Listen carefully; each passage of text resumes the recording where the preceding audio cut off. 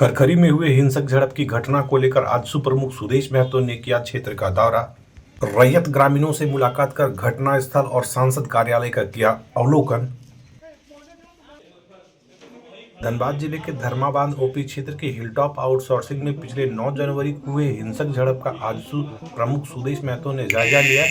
इसके साथ ही मधुबन थाना क्षेत्र में स्थित गिरिडीह सांसद सीपी चौधरी के कार्यालय में हुए घटना का जायजा लिया। मामले को लेकर सुदेश महतो ने कहा कि हिलटॉप आउटसोर्सिंग में झड़प मामले के सभी चीजों का मूल्यांकन किया जा रहा है। कहा कि इससे पहले भी हमारे प्रतिनिधि मंडल ने इलाके का दौरा किया था। उन्होंने कहा कि हिलटॉप आउटसोर्सिंग में झड़प और सांसद कार्यालय में आगजनी पब्लिक डोमेन है। बीसीसीएल और असामाजिक तत्वों की भूमिका स्पष्ट है। घटना को लेकर रैयतों में भय और सांसद कार्यालय में विकराल रूप देखने को मिल रहा है। शासन की भूमिका भी देखा जा रहा है। घटना साधारण नहीं है।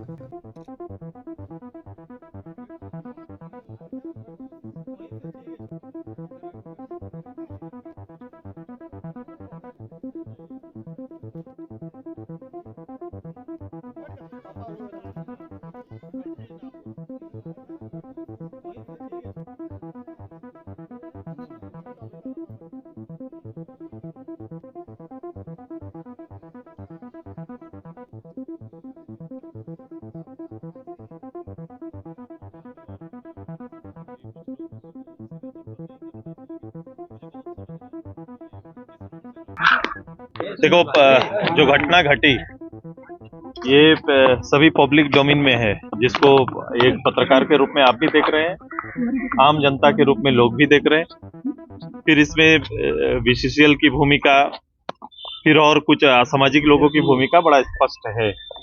मैं अपने ग्रामीणों से भी मिलने के लिए गया था। कुछ आज यहाँ पर अपने जो हमारे सांसद साहब का जो एक भ्रमण कार्यालय था, उस कार्यालय को भी देखा। आप वहाँ भय देखा, यहाँ उसका एक विकराल रूप देखा गुंडागर्दी का। आगे जाएंगे, लोगों से बात करेंगे, चर्चा करेंगे। मेरी टीम पहले भी आई थी, उनका एक रिपोर्ट आया है, लेकिन प्रत्यक्ष रूप से आज मैं लोगों से मिलने आया हूँ, इनकी भावनाओं को समझने के लिए आया हूँ। घटना के पीछे जाएंगे हम लोग बहुत। ये घटना कोई साधारण घटना नहीं है और मुझे लगता है ये पूरा प्रॉब्लम कोयलांचल का है। जहां आवाज थोड़ा ग्रामीण आगे बढ़ के उठाएं, उनके साथ ये इस तरह का सामना करना पड़ेगा, जो ऊपर से मुझे अभी समझ में आ रहा है। और जो लोग चुप हो गए वहां फिर ऐसे लोग हावी हो जाते हैं और एक साम्राज्य की स्थापना होती है। तो मुझे लगता है कि चीजों को बहुत गंभीरता से हम सभी लोग ले रहे हैं। मेरे इस पूरा इकोनॉमिक जोन के लिए और यहाँ बसने वाले लोगों के लिए, दोनों के लिए एक बड़ा चुनौती है। और इसको लंबे समय से ये चुनौती एक घर बना लिया है। पूरा एक परिवेश इस रूप से बना हुआ है, न केवल यहाँ पर बल्कि और जगह पर भी जाएंगे तो ऐसे स्थिति होगी। जब से ये घटना घटी है, दूसरे जगह के लोगों ने भी इस मुकाबले को सराहा है कि कम से कम कोई सामने आके तो खड़ा हुआ, प्रतिबाद करने की क्षमता तो रखा है। तो ये इन सारी चीजों को हम लोग देख रहे हैं। शासन की भूमिका भी देख रहे हैं। जो शासन के लोग हैं उनकी भूमिका किस ओर है, कितना उत्तरदायित्व जनता के प्रति या फिर इनके मांग के प्रति कितना उत्तरदायित्व है, इसका भी ध्यान हम लोग को है। उसका भी मूल्यांकन हम लोग कर रहे हैं। इससे पहले कोई पार्टी के कार्यक्रम में आया था, मैंने कहा था कि मैं इस पूरे संदर्भ में ये 100 साल जो समय बीता है, इस पे मूल्यांकन करने का अब समय आ गया है कि पूरे क्षेत्र के लोग जिनकी धरती पर ये पूरा इतना बड़ा साम्राज्य स्थापित है, या फिर हम भारत और भारत के पूरे व्यवस्था में अगर हमारी कोई आर्थिक भूमिका है, तो आर्थिक भूमिका के अगल बगल रहने वाले या ये धरती पुत्रों का हालात पर हमें फिर से गौर करना पड़ेगा, बैठना पड़ेगा, समीक्षा करनी पड़ेगी। ये पब्लिक डोमेन में है।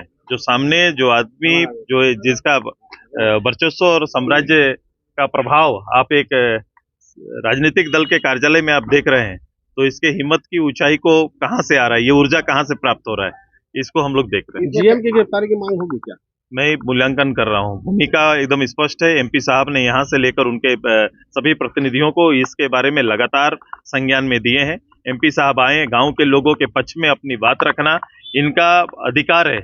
अगर ये नहीं करेंगे तो फिर इनका काम कौन सा है? यही तो काम है कि लोगों की वेदना के साथ खड़े रहें। एमपी पर भी केस हो गया। मैं सभी चीजों को कहा है कि मैं शासन की भूमिका की भी समीक्षा कर रहा हूँ। इसमें 2 सांसदों की लड़ाई है, इसमें क्या सच्चाई है? मैं अभी इस भूमिका में तो देखा नहीं, अभी तक इस रूप से कोई सामने आया नहीं। एक सांसद तो सामने दिख रहे हैं जो पब्लिक के लिए खड़े हैं। मैं अपने दूसरे सांसद को अभी देखा नहीं।